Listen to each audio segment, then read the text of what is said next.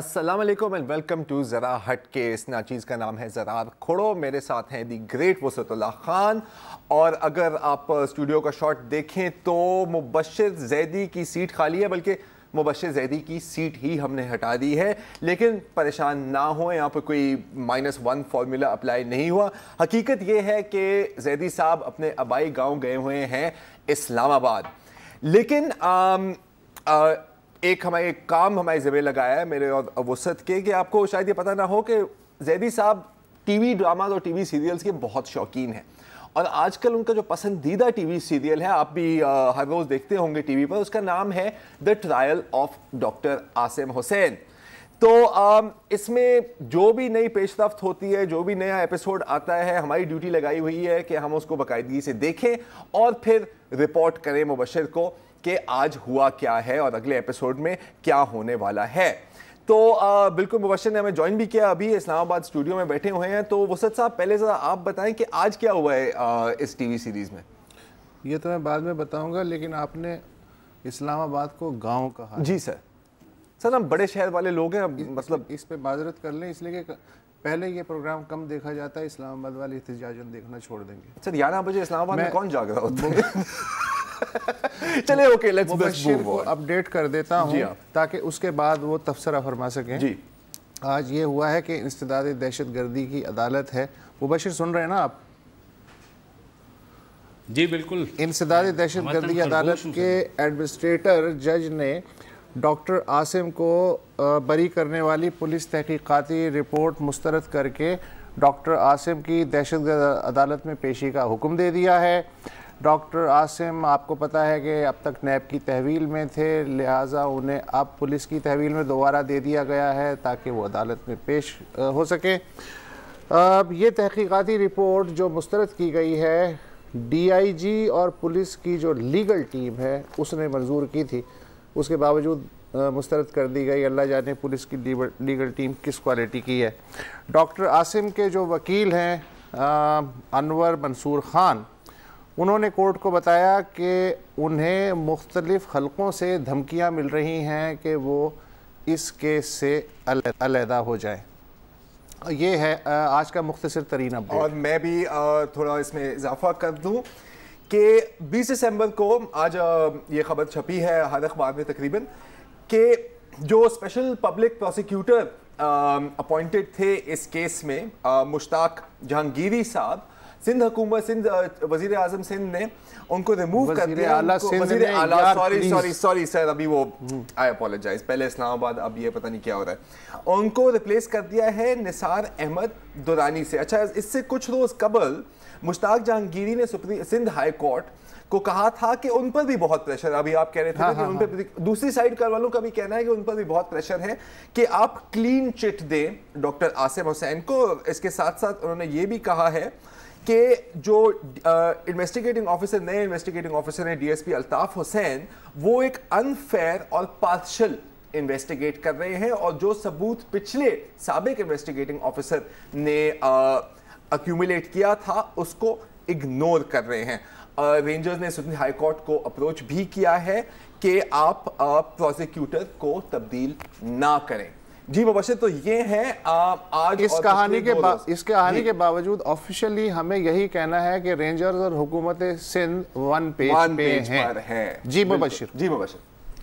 बिल्कुल, मेरे ख्याल में ज़बरदस्त आपने जो कथा सुनाई। मेरा भी ये ख्याल था कि इस मामले को लीगल पहलू यानी कानूनी पहलू से देखूं, और इस्लामाबाद में काफ़ी आज पुराने दोस्तों से, लॉयर्स से मुलाकात भी हुई है। मैंने बड़ा खोजना चाहा कि जनाब इसका कोई मुझे कानूनी पहलू बता दे, तो हर जगह से मुझे एक ही जवाब मिला कि जनाब इसमें कानून कहीं नहीं है, ये तो एक जंग है इख्तियारात की रेंजर्स और सिंध हुकूमत के दरमियान।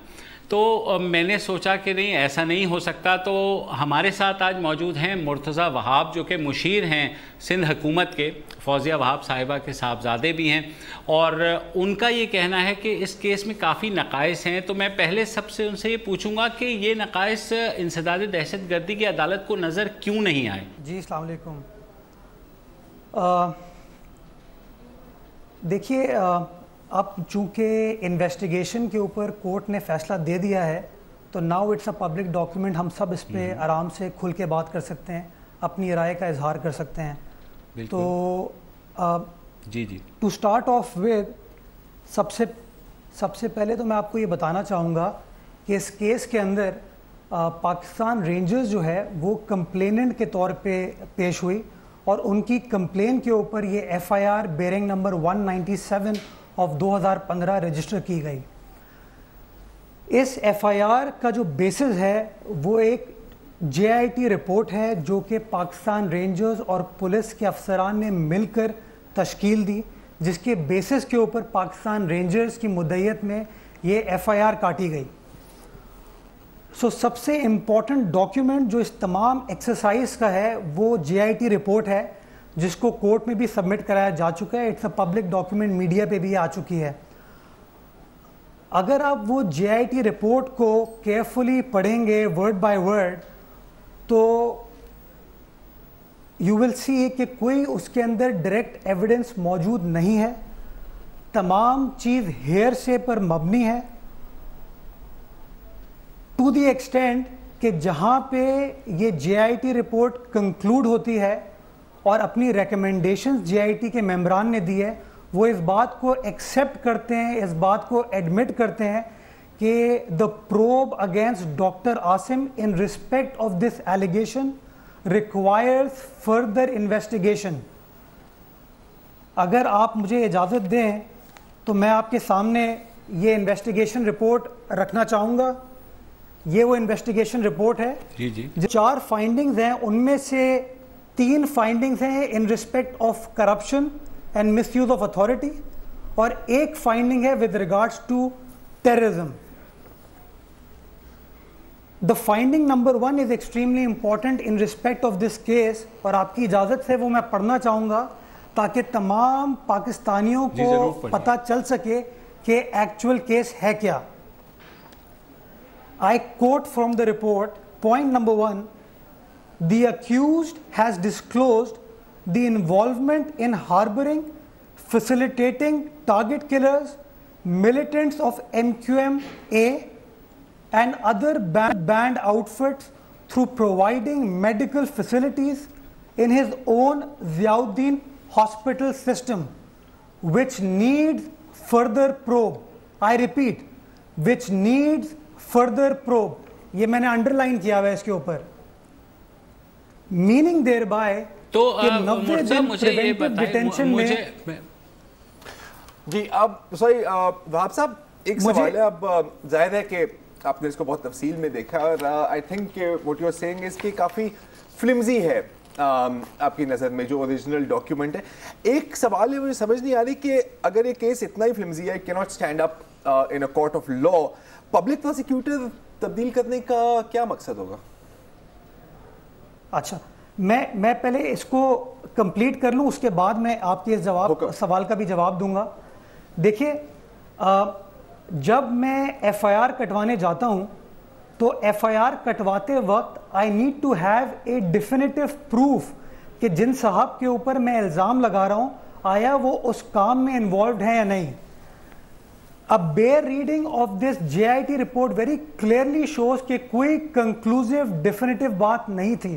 تو in my humble opinion یہ FIR cognizable ہے ہی نہیں. Now coming to your question, آپ نے پوچھا کہ what was the need. لیکن ہاں exactly. G coming to your question کہ مشتاق جہانگیری صاحب کو چینج کیوں کیا گیا. میرے پاس وہ کاغذ بھی موجود ہے جس کاغذ کے تحت مشتاق جہانگیری صاحب کو اپوائنٹ کیا گیا تھا اس کیس کے لیے. دراصل مشتاق جہانگیری صاحب کو ہوم ڈپارٹمنٹ کا جو پروسیجر ہے اس کے تحت اپوائنٹ نہیں کیا گیا. نہ ہوم سیکرٹری صاحب کا دستخط شامل تھا اس میں, نہ اسپیشل سیکرٹری ہوم کا دستخط شامل تھا. تو ان آر اوپینین وہ اپوائنٹمنٹ جو تھی شروع سے was in contravention of due process of law and hence was a nullity. Therefore 30 نومبر 2015 کو ایک ڈیٹ بڑی امپورٹنٹ ہے. that prosecutor سر وہ پروسیکیوٹر کو کس نے اپوائنٹ کیا تھا؟ میں بتاتا ہوں. اگر آپ اس کا نوٹیفیکیشن آرڈر دیکھیں گے اس میں دستخط ہیں ATC رجسٹرار کورٹ کے. یہ گریڈ 18 کے ملازم ہیں سندھ حکومت کے. 30 نومبر 2015 کو ہوم سیکرٹری صاحب نے ایک لیٹر لکھا to the chief secretary Sindh کہ ان صاحب نے in contravention of establish practice and rules without following due process of law ایک آفس آرڈر نکالا ہے جس کے تحت ان کے خلاف کارروائی کی جائے. میں آپ کی بات کاٹ رہا ہوں, ہمیں ایک چھوٹی سی بریک لینی ہے, بریک کے بعد یہ پھر گفتگو جاری رہے. ایک بریک لے لیں.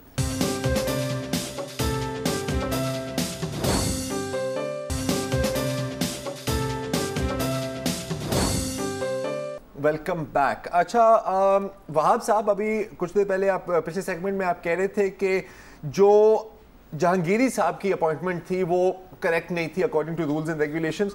اچھا یہ جو میرے سامنے آج اخبار ہے آج کی, تو اس میں یہ بھی لکھا ہوا ہے کہ جو مرتضیٰ صاحب کی نہیں, جو درانی صاحب کی نوٹیفیکیشن ہے وہ بھی ہوم ڈپارٹمنٹ کے تھرو چینل نہیں ہوئی. لیکن میرا سوال یہ نہیں ہے, میرا سوال یہ ہے کہ ان کے اپوائنٹمنٹ کو تو کافی ٹائم ہو گیا ہے, ایک دم سے کیسے خیال آیا کہ یہ اکارڈنگ ٹو رولز نہیں تھی؟ یہ تو پلیز پہلے سے نہیں پتہ ہونی چاہیے. جی اگر آپ ریکال کریں لاسٹ سیگمنٹ, جی تو میں نے اس میں ڈیٹ دی تھی 30 نومبر 2015 کی, جب ہوم سیکرٹری صاحب نے چیف سیکرٹری صاحب کو ریکویسٹ بھیجی تھی کہ ان کو شو کوز دے اور ان کے خلاف ڈسپلنری پروسیڈنگز انیشیٹ کی جائیں. تو یہ 30 نومبر کو پروسیس سٹارٹ ہو گیا تھا. اور یہ اپوائنٹ کب ہوئے تھے یہ ایگزیکٹلی؟ یہ غالباً میرے خیال میں 24 یا 25 تاریخ نومبر کو اپوائنٹ ہوئے تھے. تو within a week of that appointment that process was initiated. Okay fine, thank you for clearing that up. جی مبشر. اچھا اس میں اگر آپ مجھے اجازت دیں, چھوٹی سی کلیریفیکیشن چاہیے. جی پہلے آپ میری ایک مختصر سی بات کا جواب دے دیجئے. جیسے وسعت نے کہا کہ آج جب جج کے سامنے آپ نے ظاہر ہے یہ چیزیں رکھی ہوں گی, جو بھی اس کیس کو ڈاکٹر عاصم کے وکیل ہیں انہوں نے یہ چیز کہی بھی, تو جج نے اس کے باوجود یہ کہا کہ پرائما فیشائی ہی بلیوز کہ ایسے شواہد ہیں کہ دہشت گردی کی اعانت کی گئی ہے. تو آپ کو لگتا نہیں ہے کہ جج صاحب نے بھی یہ چیزیں دیکھی ہوں گی؟ دیکھیے کورٹ ٹرائل کی تو میں اس وقت بات کر ہی نہیں رہا, بیکاز میں وہاں پہ خود موجود نہیں تھا. I am not holding doctor Asim brief. میں تو میڈیا ٹرائل کی بات کر رہا ہوں جہاں پہ ایک بندے کو before the trial has been initiated. لیکن آپ میڈیا ٹرائل کی بات کر رہے ہیں, ہم کورٹ ٹرائل کی بات کرنا چاہیں. سمپل سی منطقی سوال ہے, یہ کوئی لیگل سوال نہیں ہے کہ کیا جج جو اسے دوبارہ بھیج رہا ہے ٹیررسٹ کورٹ کے سامنے, اس نے یہ رپورٹ پڑھی ہوگی یا نہیں پڑھی ہوگی. یہ منطقی بات ہے, قانونی بات نہیں ہے. دیکھیے بات بالکل صحیح ہے کہ انہوں نے رپورٹ پڑھی ہوگی, بٹ ہر پوائنٹ پہ ڈیفرنٹ لوگوں کی رائے ہو سکتی ہے, ان کی رائے ڈیفرنٹ ہو سکتی ہے. میں اس رائے کا احترام کرتا ہوں, میری رائے ڈیفرنٹ ہے. میں آپ کے سامنے to substantiate what I am saying کہ کس ایویڈنس کے اوپر یہ کیس مبنی ہے, میں آپ کے سامنے یہ وہ کاغذ دکھانا چاہتا ہوں جو کہ آج کورٹ کے سامنے بھی پریزنٹ ہوا تھا. اگر آپ یہ وہ شواہد ہیں جس کے بیسس پہ آپ یہ شو کر رہے ہیں کہ ڈاکٹر عاصم صاحب نے اپنے ہسپتال میں ٹیررسٹ کا علاج کیا ہے. اگر آپ یہ کاغذ دیکھیں جو کہ کورٹ میں پریزنٹ کیا گیا ہے ایز ایویڈنس, اگر آپ یہ دیکھیں تو اس میں ایک صاحب ہیں, پیشنٹ کا نام ہے ماجد. سر ہم نہ دیکھیں, جج کو دکھائیں. میں تو سر کورٹ میں اپیئر اس وقت ہو نہیں سکتا. میں آپ کے سامنے آ رہا ہوں. ہم اس کا فیصلہ کر کے ڈاکٹر عاصم کو بیل نہیں دے سکتے ذرا ہٹکے میں. ہم صرف آپ سے منطقی بات کر رہے تھے. میں خدا نہ خواستہ آپ سے بیل مانگ بھی نہیں رہا ہوں. یہ تو ڈیو پروسیس ہے جو کہ کورٹ میں ہی فالو ہوگا. I follow what the law is, but چونکہ انویسٹیگیشن کمپلیٹ ہو گئی ہے تو میرا فرض ہے کہ جو ایسپیکٹس, جو انوملیز مجھے نظر آتی ہیں وہ میں لوگوں کے سامنے پوائنٹ آؤٹ کروں. اینڈ آئی تھنک آپ لوگوں کی بھی ذمہ داری ہے کہ آپ اس کو عوام تک پہنچائیں تاکہ عوام خود ایک ایجوکیٹڈ فیصلہ کر سکے. اگر آپ یہ इनवॉइस देखें या ये कागज देखें। इसीलिए मुर्तजा, इसीलिए वी इनवाइटेड यू कि आप जो है अपना पॉइंट ऑफ व्यू तफसील के साथ बयान कर लें। जाहिर है उसके साथ सप्लीमेंट्री क्वेश्चंस भी आते हैं और बात वहीं पे आ जाती है कि अब अगर कोर्ट ने एक चीज़ मुस्तरद करके और कहा है कि जनाब ट्रायल होगा नए सिरे से डॉक्टर आसिम का और दोबारा से, तो उसके ऊपर बात हो रही है कि क्या जज साहब के सामने ये सारी चीज़ें रखी गई जो आप बता रहे हैं? ऑफ कोर्स ये चीज़ें जो है पार्ट ऑफ रिकॉर्ड है और ये कोर्ट फाइल से ही निकल के मेरे पास आई हैं डॉक्यूमेंट्स, ये सब का सब अब पब्लिक रिकॉर्ड है। मैं सिर्फ बताना ये चाह रहा हूँ कि अभी जो हियरिंग कंडक्ट हुई थी before the honourable presiding officer of ATC court, ये एक होती है प्रिलिमिनरी हियरिंग। इस हियरिंग के अंदर ये फैसला नहीं किया जाता कि कोई बंदा गिल्टी है या नहीं। उन्होंने अपनी राय का इजहार किया है कि वो दैट आई नो देखिए मुबशिर मैं आपसे रिक्वेस्ट करूंगा whether this petition is maintainable or not। Which petition sir? तो जज ने तो ये कहा ना कि प्राइमा फेशाई ही इज कन्विंस कि एक ट्रायल होना चाहिए। मुबशिर हमें बहुत ज्यादा वहाब साहब पे दबाव नहीं डालना चाहिए। अब आप फिलहाल जो है इस प्रोसीडिंग के लिए अगली तारीख दे दें, आज का प्रोग्राम बहुत छोटा है। चले थैंक यू मुर्तजा, आपने अपना पॉइंट ऑफ व्यू बड़े तफसील जी बताइए बता दें आप मुख्तसर। मैं सिर्फ ये please allow me to complete. ये आप कागज देखिए, इसमें डेट ऑफ एडमिशन और डेट ऑफ डिस्चार्ज सेम है और इंटरेस्टिंगली डेट ऑफ डिस्चार्ज जो है वो डेट ऑफ एडमिशन से टाइम पीरियड पहले है। मतलब 4:40 पे पेशेंट का एडमिशन होता है। ठीक है जनाब, ये दिस इज एंडलेस। मेरा ख्याल है कि जो है इस वक्त ऐसा लग रहा है जैसे कोर्ट प्रोसीडिंग चल रही है। एक मिनट जरा हाथ देना। मुझे लीगल जो है चीजें समझ में नहीं आती। इस वक्त हो ये रहा है कि रेंजर और हुकूमत सिंध के दरमियान ये हो रहा है, रेसलिंग हो रही है, ये हो रहा है। तो मेरा ख्याल है कि फिर वक्फा ले लें, हम अपनी स्ट्रेंथ आजमाते हैं। आप ब्रेक ले लें, ये है ब्रेक के बाद देखते हैं। ये है खुलासा। पावर स्ट्रगल कौन जीतता है?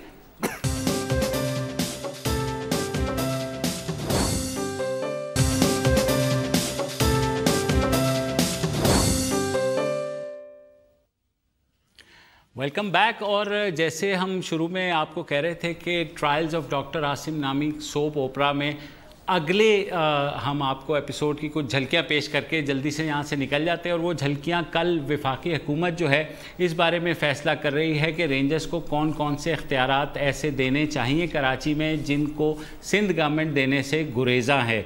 और जो अभी तक खबरियत के हवाले से इसमें यह है कि करप्शन के ख़िलाफ़ ऑपरेशन का इख्तियार तो बहरहाल रेंजर्स को नहीं मिल रहा।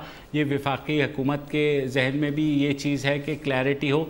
येस, टेररिज्म और दूसरी चीज़ों के ऊपर उनको कुछ ना कुछ मिल सकता है, लेकिन इवेंचुअली वो उन्हीं कॉन्टोर्स में होगा जो सिंध गवर्नमेंट ने उनके लिए डिवाइस किया है। तो कल का एपिसोड आप ज़रूर देखिएगा। आप चलते हैं ज़रार के पास, जिनके पास एक और बहुत एक्साइटिंग खबर है। बहुत प्यारा खेल रही है फेडरल गवर्नमेंट। हाँ, सही गेम खेल रही है आपकी नज़र में। बेहतरीन क्लासिक। ये वो बिहाइंड द सीन्स वाले विलन। ठीक है, अच्छा जब सब कुछ छोड़ें। आज सुबह में जागा, दोपहर को सुबह में नहीं जागता, तो मैंने अखबार खोली ना, बड़ा हैरान हुआ कि हेडलाइन से लग रहा है डोनेट और sell your land, Imran once farmers. और मैंने कहा कि यार बहुत बातें किया खान साहब ने, अक्सर करते रहते हैं, लेकिन कब्जा माफिया में कब से शामिल हो गए? ये एक मेरे लिए एक नई बात थी। और उर्दू की हेडलाइन में तो बाकायदा धमकी का लफ्ज़ इस्तेमाल किया गया। फिर ज़ाहिर है मैं टीवी देखने लग गया कि शायद कोई तफसील मिल जाए, तो टीवी पर ये क्लिप चल रहा था, ज़रा एक दफ़ा सुना दें अगर ऑडियंस। मैंने उनको बड़े प्यार से कहा है कि हमारे साथ दे दो। वो समझ रहे हैं कि कीमतें ऊपर बढ़ेंगी, ज़मीन नहीं दे रहा है। वो मैं उन्हें कह रहा हूँ, मैं उनको कह रहा हूँ कि तहरीक इंसाफ की अभी बारी आने वाली है, सेक्शन 4 लग जाएगा, वैसे ही आपके हाथ से चली जाएगी, तो हमें वो ज़मीन दे दें। अच्छा खान साहब, बात की जो ज़मीन के जो जिक्र कर रहे हैं खान साहब, ये है नमल यूनिवर्सिटी को एक्सपैंड करने का मंसूबा है। वहाँ पे स्पोर्ट्स स्टेडियम वगैरह बनाने का प्लान है और उसके सामने की जो ज़मीन है ये उसके बारे में बात कर रहे हैं। तो बज़ाहिर तो बिल्कुल लग रहा है कि उन्होंने जो ज़मीन के मालिकान हैं उनको कहा है कि जी अभी आप हमें बेच दें तो बहुत अच्छा होगा, नहीं तो फिर लैंड एक्विजिशन एक्ट के सेक्शन 4 के तहत हम इसको आपसे ले भी सकते हैं। सिल्लू बिरादरी है, सिल्लू बिरादरी है, जी हाँ। अब अगर आप सिर्फ हेडलाइन पढ़ें और जो कुछ चैनल्स पर इसकी मीडिया कवरेज हो रही है तो बिल्कुल धमकी का लफ्ज़ पहले भी इस्तेमाल हुआ है और हर जगह इस्तेमाल हो रहा है कि खान साहब उन पर बहुत ज़्यादा प्रेशर डाल रहे हैं।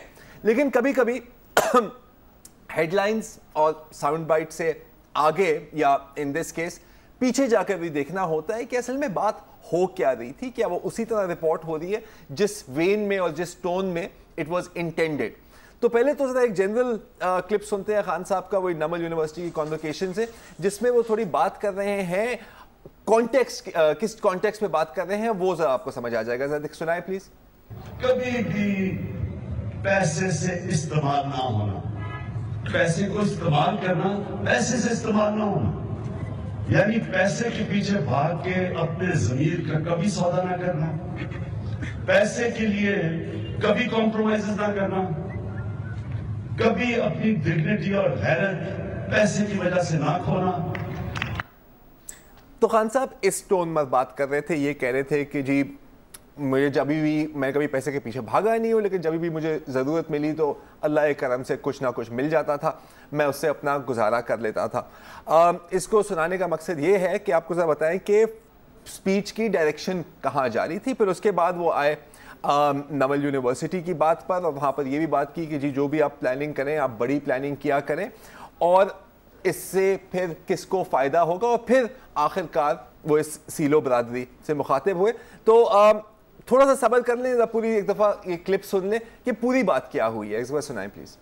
और ये जो मेरी सामने नजर है, मैं अपनी सिल्लू बरादरी जो यहाँ नीचे हैं, जिन्होंने हमारे अब तक तो बड़ा तावन किया, यहाँ मेरी नजर में एक बड़ा शानदार स्पोर्ट्स का स्टेडियम बनना है और मैं अपनी सिल्लू बरादरी को बड़े प्यार से कह रहा हूँ कि ये दे दो, ये हमें खरीद दो। मैं इसलिए कह रहा हूँ कि अभी तो प्यार से कह रहे हैं ये आप अगर दे दे तो अच्छा ही है, नहीं तो थोड़ी देर के बाद जब तहरीक इंसाफ की गवर्नमेंट आएगी, सेक्शन 4 लगेगा, आपको मिलना भी कुछ नहीं है। अभी आपको फिर भी कुछ मिल जाएगा, बाद में आपको मिलना भी कुछ नहीं है। इसलिए मेरी बात मान लो, ये इलाका जो है इसके ऊपर कोई सौदा ना करो, ये आपकी सारों की जिंदगियां बदलने वाली है, ये आप फैलेगी यूनिवर्सिटी। ये मैंने बड़ी देर से सोचा हुआ है यहाँ एक जबरदस्त स्पोर्ट्स का स्टेडियम बने ताकि यहाँ स्टूडेंट्स के लिए स्पोर्ट्स की एक्टिविटी शुरू हो और रुकावट बने हुए मेरे लगता थोड़े से लोग हैं। एक तो पैसा का एक ये बहुत बड़ा होता है, उसके सोच रहे हैं कि पता नहीं उनको पैसे नजर आ रहे हैं, यहाँ पैसे भूल जाएं। जो आपको यहाँ का फायदा होगा इस यूनिवर्सिटी का, ये आप सारी जिंदगी बकरियां चलाते रहना था लोगों ने, ये आपकी बच्चे आपकी नस्लें बदल देंगे, उनकी तकदीर बदल देंगे। तो सोचे कि ये इसको ये समझे कि आप आगे का सोचते हैं। तो ये बात थी, पैसे को बुत ना बनाओ, लाइटर टोन में बात हो रही है। देख गुप्ता, 500 करोड़ रुपए कम नहीं होते, ले ले, वरना तुझे पता है कि यहाँ आए दिन ट्रक के हादसात होते रहते हैं, अखबार में खबर छप जाएगी, तेरी तस्वीर पे माला लग जाएगी। नाना पाटेकर यार अब विलन ना बनाए यार, विलन ना बनाए, अब ये तो गलत बात। नाना पाटेकर तो नहीं है जरार। हाँ सॉरी दोबारा बोले। मेरा ये ख्याल है कि ये पहले तो मुझे ये लगा कि शायद ये वो मैं शोले फिल्म देख रहा हूँ जिसमें वो कह रहे हैं कि ये जमीन मुझे दे दे ठाकुर, नहीं तो फिर आपको पता है क्या होता है। लेकिन उससे मुझे अगर थोड़ा माजी में जाएं तो खैबर पख्तूनख्वा की हुकूमत जब बन रही थी तो तब खान साहब ने तब भी कहा था कि वज़ीर-ए-आला हाउस को भी जनाब वो पब्लिक लाइब्रेरी बना देंगे, पब्लिक यूनिवर्सिटीज़ बना देंगे और गवर्नर हाउस को ये कर देंगे और फलां गवर्नमेंट बिल्डिंग को ये कर देंगे। तो मेरे ख्याल में थोड़ा सा पिंच ऑफ सॉल्ट के साथ इन चीज़ों को बाहर हाल लेना पड़ेगा कि वो जो कुछ कहते हैं क्या उन पे अमल दरामद डिफेक्टो नहीं हो पाता या उनकी किस्मत में ही कुछ ऐसा लिखा जो मैं कहता हूँ वो मैं करता हूँ और जो मैं नहीं कहता वो भी मैं करता हूँ। ये भी है। देखिए यही बात है कि एक तो पिंच ऑफ सॉल्ट के साथ यस, अब क्लियर है यार कि लाइटर टोन में, और देखिए ये अपना अमजद खान नाना पाटेकर तो नहीं है ना, ये विलन का रोल यहाँ पर नहीं प्ले कर रहे। और दूसरी एक बात ये भी है कि सेक्शन 4 का आपने सवाल किया था لینڈ ایکویزیشن ایکٹ سیکشن 4 کے تحت یہ زمین ہم آپ سے لے لیں گے, آپ چاہے پسند کریں یا نہ کریں, یہ خان صاحب نے. لیکن یہ اتنا آسان کام بھی نہیں ہے, یہ بھی اگین ایک کہنے کی بات ہے, کیونکہ لینڈ سیکشن 4 اپلائی کرتا ہے جب حکومت کسی پبلک یوز کے لیے زمین لے رہے ہیں, فرض کرو موٹر وے بنانا ہے یا کوئی ایسا کوئی کام ہے. یہ ایک پرائیویٹ یونیورسٹی ہے نان پروفٹ, لیکن ہے پرائیویٹ. اب اس کو کرنے کے لیے 100% مجھے نہیں پتا, لیکن جہاں تک میری معلومات ہے پہلے ایک سروے ہوگی, اور جہاں تک لینڈ ایکویزیشن ہے تو یس نارملی گورنمنٹ بلو مارکیٹ ریٹ پہ بھی لیتی ہے, لیکن یہ بھی 100% نہیں ہے. ایک ہیئرنگ بھی ہوتی ہے, کنٹرولر کے پاس بھی جاتا ہے, وہ طے چیز بات طے ہوتی ہے. میں سمجھ گیا وہاب صاحب آپ کیا کہہ رہے ہیں, سمجھ گئے. لیکن یہ بھی آپ سن لیں, مجھے یہ لگا اگر عمران خان یہ پروگرام دیکھ رہے ہوتے تو زرار سے ضرور یہ کہتے کہ پھر میں نہ ہی سمجھوں.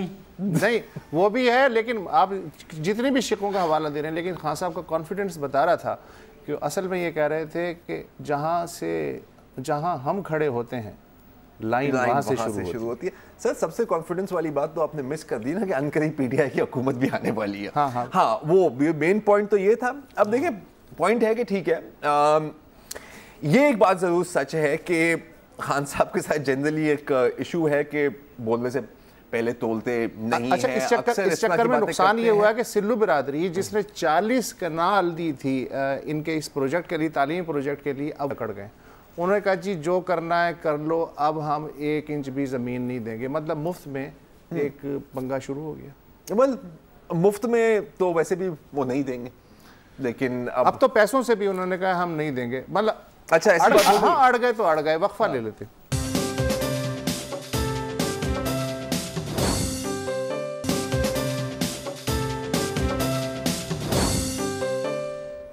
ویلکم بیک جی. اچھا اب اتوار کے روز اگر آپ نے پاکستان کی تقریباً کوئی بھی اردو اخبار دیکھی ہوئی تو ضرور آپ کی نظر نرگس فاخری پر پڑی ہوگی, کیونکہ نرگس فاخری بہت فیمس پرسنالٹی ہیں, ماڈل ہیں, ایکٹریس ہیں.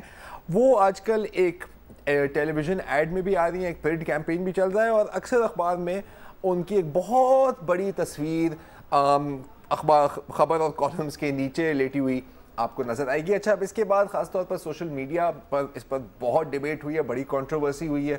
کوئی لوگ کہتے ہیں کہ جی یہ تو سراسر فحاشی ہے, کوئی لوگ اس غلط فہمی میں ہیں کہ شاید یہ لبرل ویلیوز اور آزاد خیالی کے علم بردار بن گئے ہیں یہ جو اخبارات ہیں. ایسا بھی کچھ نہیں ہے. اور پھر کوئی لوگ کہہ رہے ہیں کہ یہ خواتینوں کا غلط استعمال, یا میں کس طرح کہنا چاہوں گا کہ آپ لیکن احتیاط سے کام لینا, اس لیے کہ جو خواتین کی آزادی کے علم بردار لوگ ہیں وہ آپ کو کوٹ بھی سکتے ہیں. ہاں میں تو ابھی ان کی سائڈ لے رہا ہوں. وہ تو یہی کہہ رہے ہیں نا کہ یہ آبجیکٹیفائی کر رہے ہیں, آپ ایک عورت کو as a commercial product use کر رہے ہیں. چلے یہ باتیں تو ہوتی رہیں گی, لیکن کچھ ہم نے آپ کے لیے ٹویٹ سیلیکٹ کیے ہیں اسی موضوع پر, وہ ہم آپ کو دکھانا چاہیں گے. کہ سب سے پہلے تو آپ کو یہ بتاؤں کہ یہ تصویر کراچی میں چھپی, راولپنڈی میں ایڈیشن میں چھپی, لاہور میں چھپی, ملتان میں بھی چھپی, لیکن اس اخبار کی کوئٹہ ایڈیشن میں نہیں چھپی. تو اسی پوائنٹ پر عدنان اختر صاحب نے ایک ٹویٹ کی ہے کہ جی یہ دیکھیں احساس محرومیت بلوچستان میں, اب یہ پھر بلوچستان کو آپ نے نظر انداز کر دیا ہے. اور ان کی ٹویٹ میں لکھا ہوا ہے آج پورے دن کوئٹہ میں پروٹیسٹ رہی ہے. دوسری ٹویٹ وسط صاحب اگر ہاں یہ میرے سامنے جو ٹویٹ رکھی گئی انجینئر صدام خان ہیں, انہوں نے یہ جو نرگس فاخری کا اشتہار ہے اس پہ ذاتی طور پہ میں ظاہر اس ٹویٹ سے متفق نہیں ہوں, لیکن پڑھ دیتا ہوں. سنا ہے لوگ اسے آنکھ بھر کے دیکھتے ہیں, اگر یہ بات تو اخبار پڑھ کے دیکھتے ہیں. یہ اصل میں اس کا ملیدہ نکالا انہوں نے احمد فراز کا. اچھا تو اس کو اڈیپٹ کیا ہے. اچھا اور فائنلی فیض صاحب کی ٹویٹ ہے, اور بہت لوگوں نے اس طرح کی باتیں بھی کی ہیں, لیکن میں آپ کو یہ ٹویٹ سے سنا دیتا ہوں کہ جو کام عمران خان دھرنے کے تھرو نہیں کر سکا نرگس فاخری نے آج کر دکھایا. All Pakistanis are on one page. اور پھر لوگوں نے اس میں ایڈ کیا ہے the front page of the newspaper. تو یہی ہے اس کے. اب میں تو اور اس پہ بات نہیں کرنا چاہوں گا. مبشر آپ کا کیا خیال ہے؟ آپ تو بہت بڑے فین ہیں. اچھا میں بالکل فین ہوں, لیکن یہاں میرے خیال میں جو امپورٹنٹ بات ہے وہ ہم میں سے کوئی بھی شاید بیان نہیں کیا آپ لوگ, کیونکہ مذاق کے موڈ میں تھے. لیکن دیکھیں اس طرح کے ایڈز کے اوپر جو نیوز کے اندر بات ہوتی ہے کہ آپ اتنے بڑے اگر ایسے ایڈز لگاتے ہیں اخبار میں, تو آپ نیوز جو لوگوں کو پڑھنے کا حق ہے اس سپیس کو آپ جو ہے نا وہ ختم کر رہے ہیں اور لوگوں کو ڈپرائیو کر رہے ہیں یہ نیوز پڑھنے سے. مانا آپ کو نرگس فخری اچھی لگتی ہیں, مجھے بھی دیکھنے میں اچھی لگتی ہیں, سب کو لگتی ہیں, لیکن اخبار جو ہے بیسیکلی انفارمیشن کا ذریعہ ہے. اور ٹھیک ہے ایڈ کی ہر ایک جگہ ایک اخبار میں جگہ ہوتی ہے, لیکن اس طرح پیج کو خبر کو کاٹ کے کارو آؤٹ کر کے اس طرح کا ایڈ تو میرے خیال میں تھوڑا سا یہ جرنلسٹکلی میں اس کو صحیح نہیں سمجھتا. باقی آپ لوگوں ایسا کسے برا لگتا ہے, چاہے وہ اخباری مالکان ہو یا میڈیا مالکان ہو, مطلب یہ بھی ایک حقیقت تو ہے نا. وہ تو ہے, آخرکار ریونیو ملتا ہے, لیکن ایک مارکیٹنگ کے پوائنٹ آف ویو سے ایک چیز کہنا چاہوں گا کہ یہ مارکیٹنگ والوں کا ہی تو کام ہے بھائی, ایڈیٹوریل کا کام تھوڑی ہے. بات سنیں نا, میں بات کر رہا ہوں کمپنی کی پوائنٹ آف ویو سے کہ مانا کہ اگر کسی چیز پر کنٹروورسی ہو, ہاں بدنام ہوں گے تو کیا نام ہوگا, کیا نام نہ ہوگا, ہاں ٹھیک ہے, تو وہ اپنی جگہ. لیکن میرے خیال کسی کو یہ پر یاد بھی نہیں رہے گا کہ یہ پروڈکٹ کیا تھا. ساری ڈیبیٹ مس فخری پر ہی ہیں, تو اب یہ سکسیسفل مارکیٹنگ ہے انسکسیسفل مارکیٹنگ ہے یہ پھر کوئی اور بتائے گا. لیکن مس فخری کا یہ جو پوز ہے ریفرنس پوائنٹ بن جائے گا, اس ریفرنس پوائنٹ کی وجہ سے وہ پروڈکٹ یاد رہے گا. چلے آئی گیس یہ تو پھر کوئی مارکیٹنگ پروفیشنلز اور ایڈورٹائزنگ پروفیشنلز میں یہ ڈیبیٹ ہو. اچھا مبشر بھائی, اب آپ کو پتہ ہے مجھے اور وسعت صاحب کو تو کرکٹ اور اسپورٹس کا بہت ہی کم پتہ ہے, لیکن سنا ہے کہ آج کوئی پاکستان سپر لیگ ٹائپ چیز کی کوئی پاکستان کی IPL ہے یہ, اور وہاں کوئی آکشن ہوئی ہے, اس کے بارے میں کچھ بتانا چاہیں گے آپ؟ دیسی اسٹائل میں.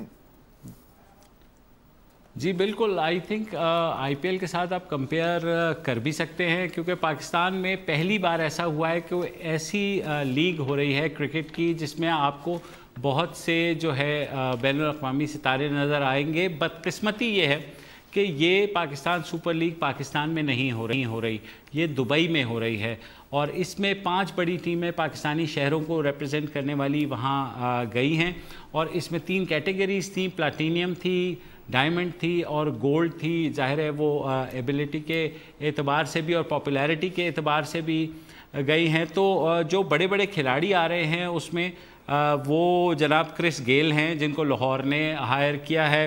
اس کے علاوہ کراچی کے حصے میں جو آئے ہیں وہ جو فارمر ڈسکریسڈ پاکستانی پیسر محمد عامر, وہ کراچی کے کو ریپرزینٹ کریں گے, شعیب ملک بھی کریں گے, سہیل تنویر بھی کریں گے.